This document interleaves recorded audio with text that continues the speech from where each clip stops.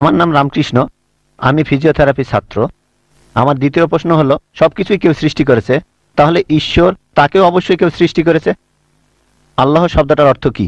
আপনার দ্বিতীয় প্রশ্নে আসি। সবকিছুর একটা স্রষ্টা আছে, আল্লাহকে বানিয়েছে কে?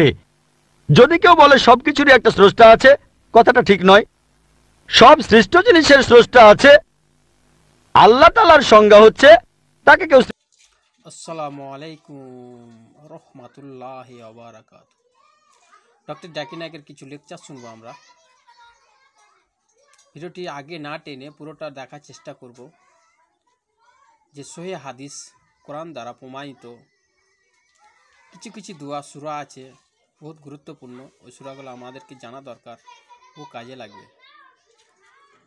তো বেশি কথা না বাড়িয়ে আমরা আগে ওনার কথাগুলো শুনবো মনোযোগ দিয়ে, আর পুরো ভিডিওটা দেখার চেষ্টা করব ইনশাআল্লাহ।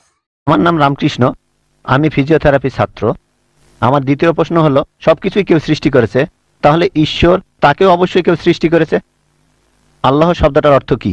আপনার দ্বিতীয় প্রশ্নে আসি। সবকিছুর একটা স্রষ্টা আছে, আল্লাহকে বানিয়েছে কে? যদি কেউ বলে সবকিছুরই একটা স্রষ্টা আছে, কথাটা ঠিক নয়।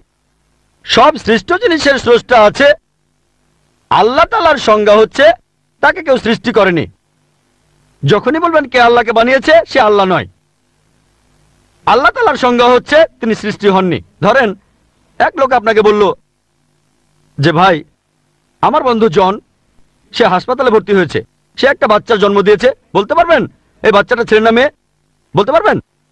চেষ্টা করেন, দেখেন। পারবেন না কেন? ছেলে না মেয়ে? হ্যাঁ না। ধরেন ভাই জন, সে হাসপাতালে ভর্তি হয়েছে, সে একটা বাচ্চার জন্ম দিল, এই বাচ্চাটা ছেলে না মেয়ে? আপনি বলতে পারবেন? না।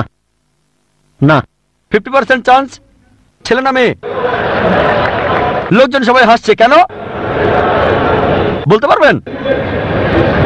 পারবেন না কেন? যে উত্তরই বলেন সেটা কি ঠিক হবে? চেষ্টা করে দেখেন, যে বাচ্চাটা জন্মালো সে কি ছেলে না মেয়ে? চেষ্টা করেন। মেয়ে। মেয়ে। ভাই, পুরুষ লোক কি বাচ্চার জন্ম দিতে পারে? হ্যাঁ, এখানে আপনি ভুল করেছেন। একইভাবে ভুল করেছেন যখন বললেন কে আল্লাহকে বানিয়েছে। পুরুষ লোক কোনো বাচ্চার জন্ম দিতে পারে না, তাহলে তো মেয়ে বা ছেলে হওয়ার প্রশ্নই আসে না। এখন কি আপনি বুঝতে পেরেছেন? হ্যাঁ, বুঝতে পেরেছেন, এই তো ভালো। পুরুষ লোক কোনো বাচ্চার জন্ম দিতে পারে না, তাহলে তো ছেলে বা মেয়ে হওয়ার কোনো প্রশ্নই আসে না। যখন প্রশ্ন করলেন কে আল্লাহকে সৃষ্টি করেছে, আল্লাহর সংজ্ঞা হচ্ছে, ঈশ্বরের সংজ্ঞা হচ্ছে তিনি সৃষ্টি হননি। যখনই বলবেন কে আল্লাহকে বানিয়েছে, সে আল্লাহ নয়। ওয়ালাম ইয়াকুল লাহু কুফুয়ান আহাদ, তার সমতুল্য কেউ নেই। এবারে আপনার শেষ প্রশ্নটাতে আসে, আল্লাহকে। আল্লাহকে সবচেয়ে সেরা সংজ্ঞাটা আছে পবিত্র কোরআনের সূরা ইখলাসে 1 নম্বর থেকে 4 নম্বর আয়াতে উল্লেখ করা হয়েছে। এখানে বলা হয়েছে যে কুল হুয়াল্লাহু আহাদ, বলো তিনি আল্লাহ এক, অদ্বিতীয়। আল্লাহুস সামাদ, তিনি অবিনশ্বর, চিরস্থায়ী। লাম ইয়ালিদ ওয়া লাম ইউলাদ, তিনি জন্ম নেননি, কাউকে জন্ম দেননি। ওয়া লাম ইয়াকুল লাহু কুফুয়ান আহাদ, তার সমতুল্য কেউ নেই। এই হলো 4 লাইনের সংজ্ঞা আল্লাহ সুবহানাহু ওয়া তাআলার। যদি কোনো মানুষ, যদি কেউ বলে যে অমুক লোকটা আল্লাহ, সেই লোক যদি এই 4টা শর্ত পূরণ করতে পারে, আমাদের মুসলিমদের কোনো আপত্তি থাকবে না সেই লোককে আল্লাহ বলে মেনে নিতে। 4 লাইনের সংজ্ঞা, এটাই হলো ধর্মের লিটমাস টেস্ট।